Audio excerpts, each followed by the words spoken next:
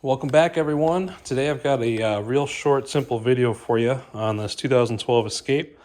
As you can see, I got the four ways on right now, and we do have the left rear brake / turn signal light is out. So I'm going to show you how to replace that. Super easy. First, let me turn off these hazard lights.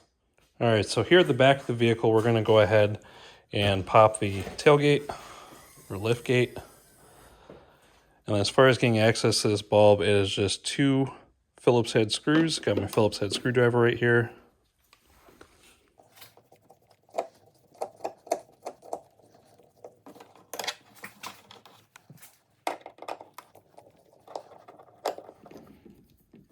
All right, with those two screws removed, we're just gonna get our hands on the light assembly, just kind of wiggle it up and down until it pops free from the body over on this side. As you see, there's two posts in here that pop into these little plastic retainers on the body.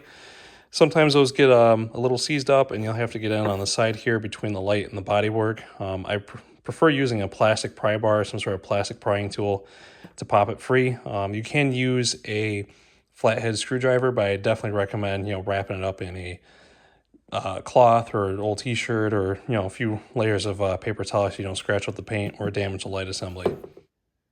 So you can see we have the light assembly removed, and we have two bulbs in here. This smaller one here is a 921. That is your backup light bulb. So this one here is the one that we're after. This is a 4157 bulb, and that handles both the turn signal, brake, and then also your running lights. There's two filaments in there. So one filament's going to control your running lights, and then the other one operates your turn signal and brake light bulb. So I'm going to go ahead and replace both of these bulbs on either side, just so we don't run into a situation, where I've replaced this bulb and the one on the other side goes out shortly after. So installing the new bulb is as simple as lining it up into the socket, pushing it in gently until it clicks into place. And then you want to line up the tabs on the socket here with the tabs of the openings in the light assembly. So make sure it pops in like that, and then turn it about 90 degrees to lock it. And as far as putting the light assembly back in, we want to line up those pins with the respective retainers on the body of the car. Give it a gentle push in so that it clicks.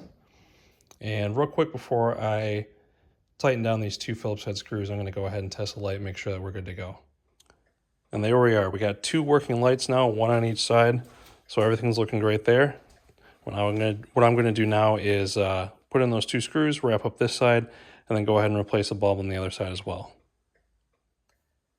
And just to triple check the original complaint, I'm going to go ahead and flip on both turn signals, because our original concern is that the left turn signal was blinking fast.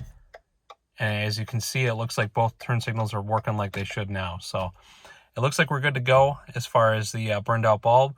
Keep in mind, if you own a 2008 to 2011 Mercury Mariner or Mazda Tribute, they're built on the same platform as this Escape, and the bulb replacement should be very similar, if not the exact same, for that rear light assembly. And as far as I can tell, it's all the same bulb numbers too, the 4157 for brake and tail light, and then the 921 for the backup light bulb. And that's going to do it for this video, guys. Thank you so much for watching. If you found this video helpful, or if you're new to the channel, please consider giving the video a like, show me some love, and then subscribing to the channel as well, so that you're notified whenever I release new helpful how-tos or repair videos in the future. Until next time, take it easy.